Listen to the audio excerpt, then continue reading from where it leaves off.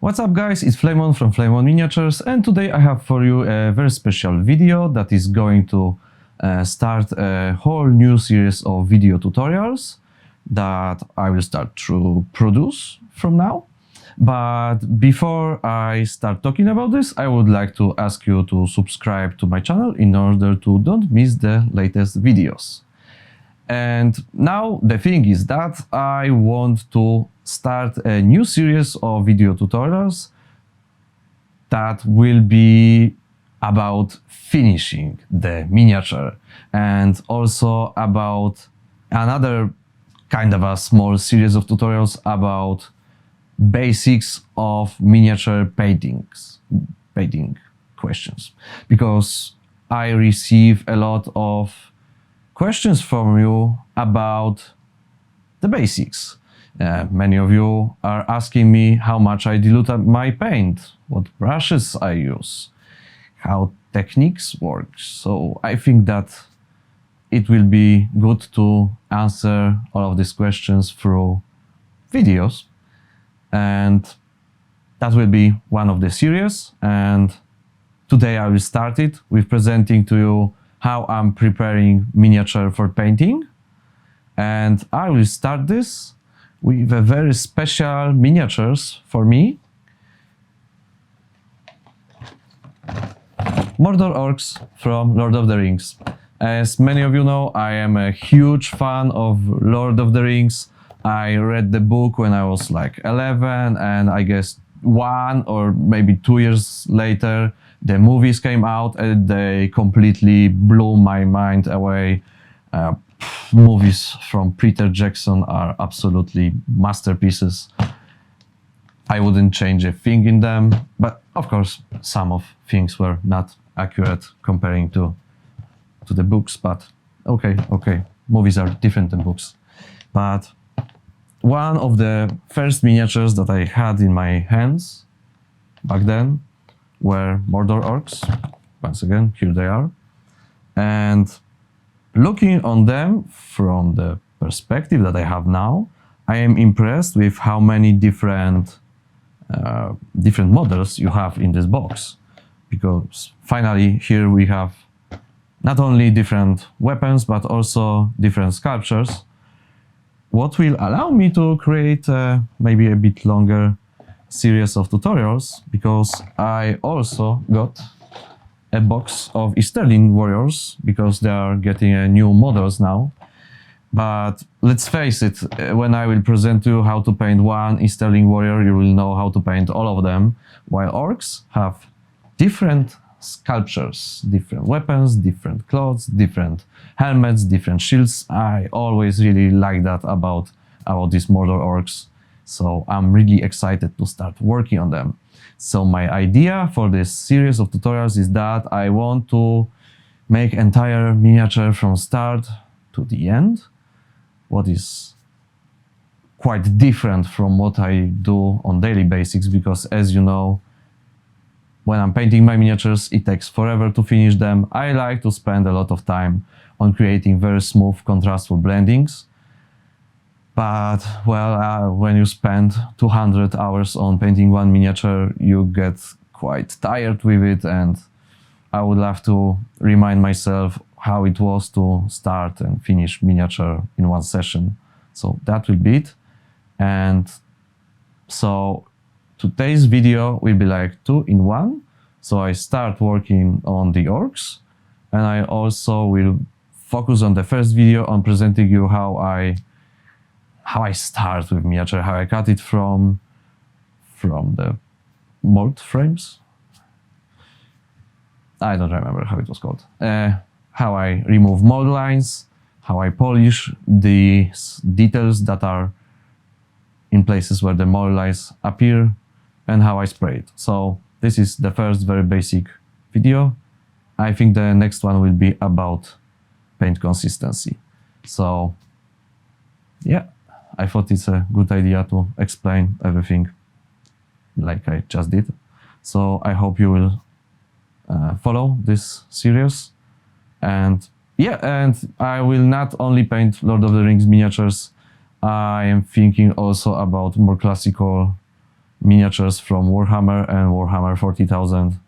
I even have a few, maybe they are too new to call them Old Hammer, but much different sculptures than what is created today. So stay tuned, there will be many more interesting materials soon. And this is my cutting mat from Redgrass Games. I didn't have the opportunity yet to open it, so this is its big debut. And yeah,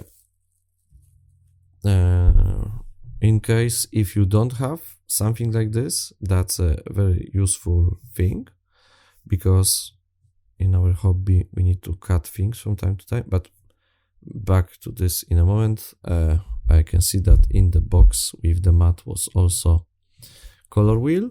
Color wheel presents to you which colors are opposite to each other and which are similar. And it's good to know it, because for some reason if you paint things with colors that are opposite to each other, it will look good, like yellow and purple, or red and green. Then things simply look pretty good. Yeah, but I won't be using it. I'm just surprised that it was in the box. Going back to the cutting mat, yeah, so we cut things, we drill holes in miniatures, accidents happen, so it's really good to have some kind of mat that is protecting your desk. And on the video I was explaining things, but unfortunately it turned out that my microphone malfunctioned, what is pretty often happening with this specific microphone. So that's why I'm moving like I'm talking, because I was explaining for the whole video, and now I have to record it separately. So yeah, cutting mat, very good thing. I used to use Italeri. I will probably use it still because it's smaller. And this is my scalpel, that is also called hobby knife, that is created from combined hobby knife and surgical scalpel. So first thing you can buy in hobby stores. And this is a metal file, very useful when you're working with metal miniatures, less useful when you're working with plastic miniatures, because it's working very strong on miniature. For plastics it's better to use sandpaper. And I don't know what I was talking about here. Yes, and the sandpaper. And sandpapers have different size of grain on them, and depending on how big the grain is, the bigger grain, the quicker but more destructive work it can make. This is P800. There have numbers, and the higher number, the smoother and more delicate sandpaper is. The lower number, the more destructive it is. The bigger grain, the sharper grain, the more, of course, the bigger and sharper grain, you will be able to scratch the miniature quicker and remove paint or plastic from it much quicker, but you will create bigger scratches on the surface. So it's good to have some balance. Like when I'm working mostly with P800, 600 and 1000, because okay, this is the sound thing. Okay, so the first sounded like this, then the smoother paper sounds like this, and the smoothest one sounds like this. As you can hear, the difference between the grains. The smoother the paper is, the more delicate sound it makes.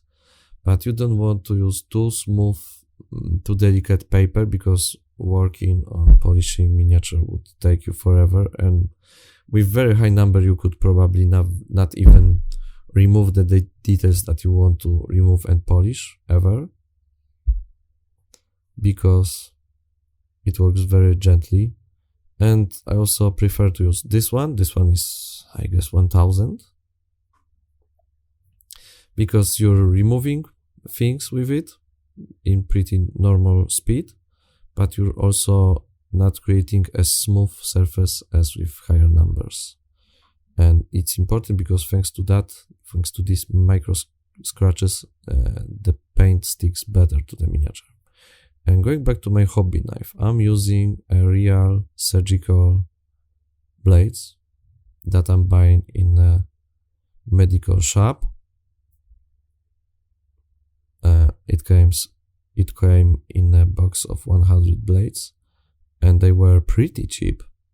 They do not chip, they do not dent.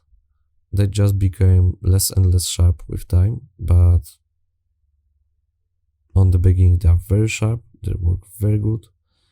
This is absolutely must-have tool for me. I can't imagine working without it. Okay, so it's time finally for the Mordor Orcs. And yeah, it's been a while since I had these miniatures in my hands. So many years I don't want to even think about this. Like I said, I always really liked them because they have many different positions and different weapons and armors. It was really original back then with Lord of the Rings and with armies that have identical warriors. Here, almost every miniature looks different. I always really liked it. Okay, now it's time for more of my special sound effects with foil. Yeah, okay. Yeah, this sound doesn't fit it at all.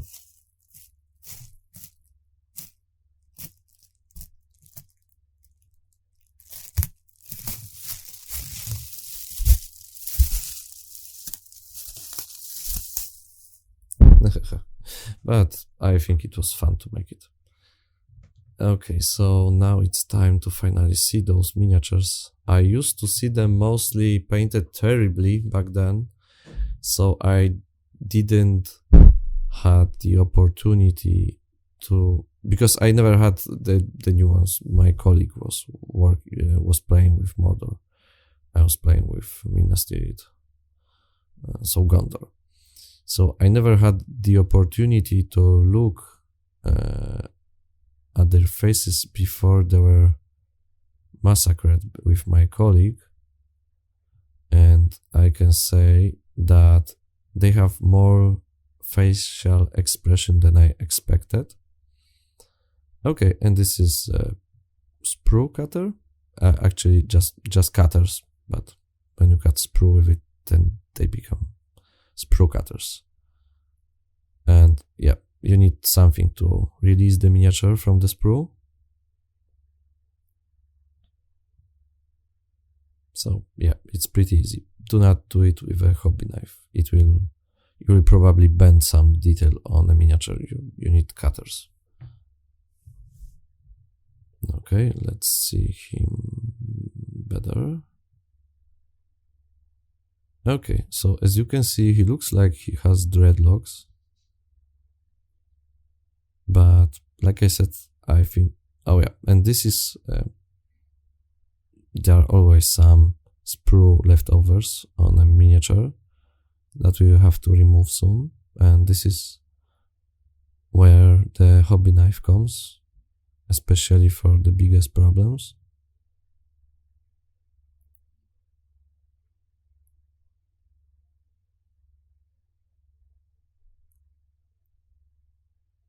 Okay, so let's first remove this big piece of plastic.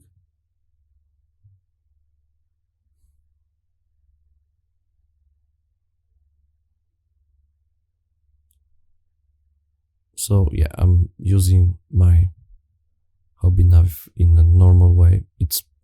I don't even know how to explain it. is like I'm just pinning off a thin layers or thin pieces of plastic. That's if I would have to just explain what I'm doing without presenting, I would have serious problems, because yeah, it's like peeling off small amount of plastic mold is all I can say when it comes to describing it.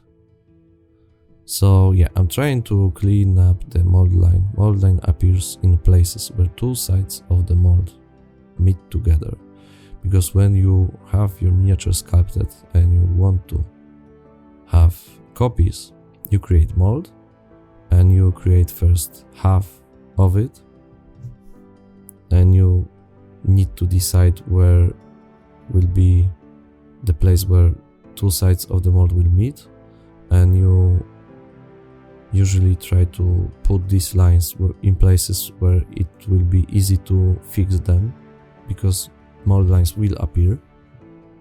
So like, but all in all, you have to go and make it in half of a miniature. Okay, so other than peeling off pieces of plastic like this, you can also use side of the scalpel, and as you can see, scratch the surface with it. And this is very useful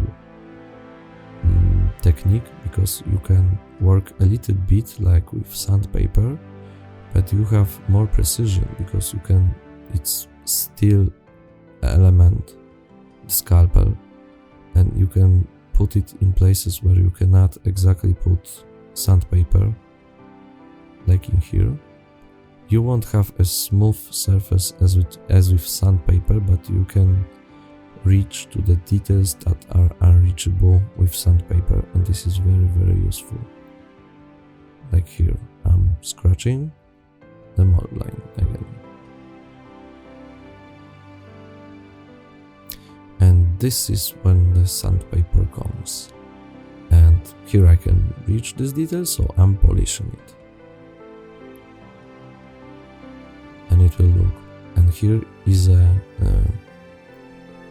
flat surface of the sword, but I think that if I will polish it a little bit, then it will be easier for me to paint it, because it's not as even as I would like it to be. It's not super flat surface.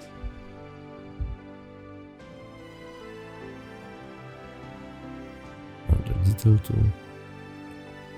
remove.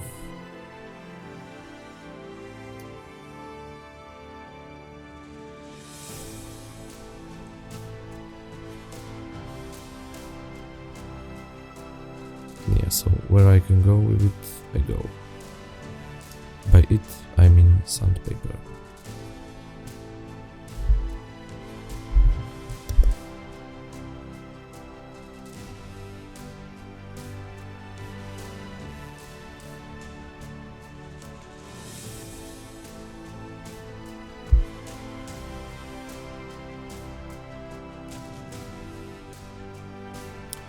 Okay, so when you have base for miniature, there you have this piece of plastic on the bottom that you allow you to put your miniature in here and start playing while it's still gray. But when I work with my miniatures, I also remove it, because it's actually on my way for cleaning the inside of the legs of miniature, and while during playing it won't be visible. Then when I will make photos of the miniature, if I will have a mold line in there, then it will be visible, most definitely. So I remove it.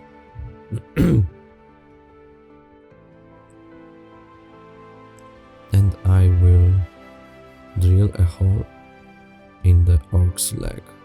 But first I'm trying to remove the leftovers from this piece of plastic.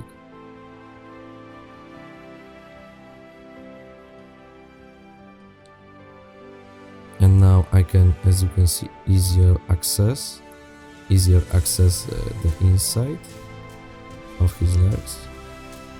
and in general a few other details on the bottom of the miniature.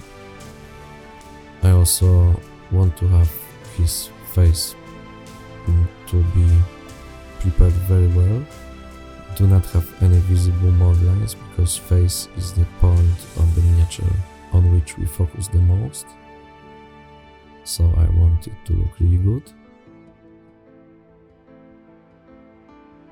And yeah, I always notice some other mod line that I missed in the previous steps. That just, you know, you have the miniature in your hands, you move it a lot, and you from time to time see something that you missed. It's perfectly normal. It's impossible to avoid it.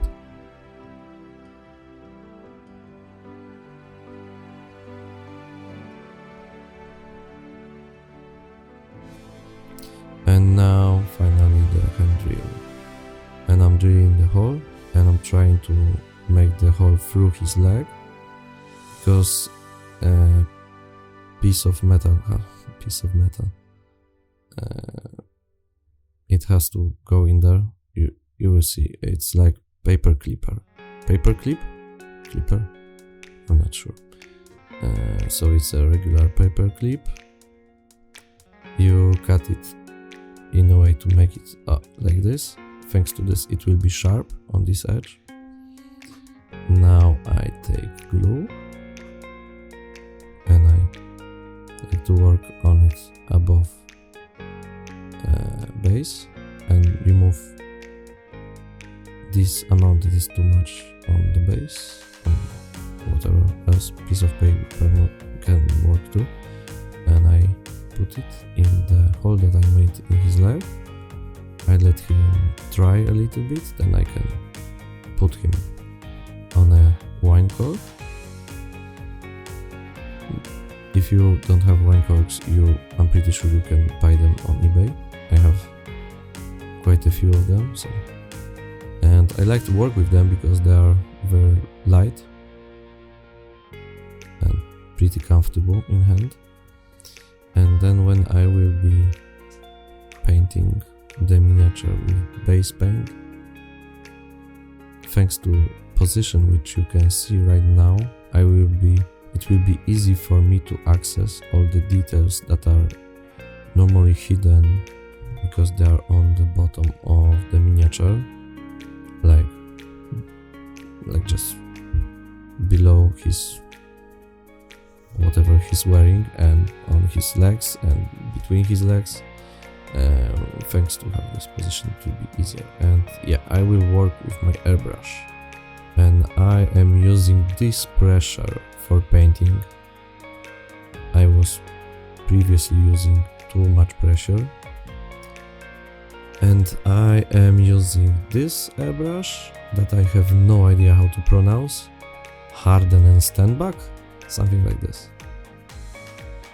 And okay, and it works like this. If you push the trigger, you release air from the compressor. If you pull it back, you release paint from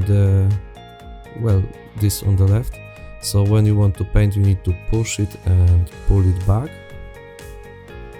and then the air is pushing the paint from this thing on the left, where you pour the paint.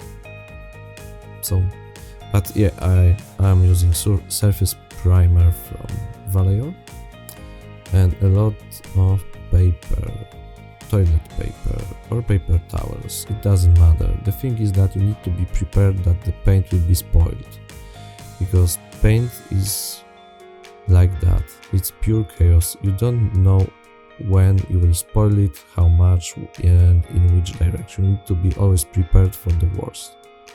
So now I will pour it into this container. Yes, this is the word that I lost. Into the container, and I'm painting, as you can see, with paint straight from the bottle. A little bit landed in here. And now the thing is to find the right position on how much to push and pull back. the trigger to don't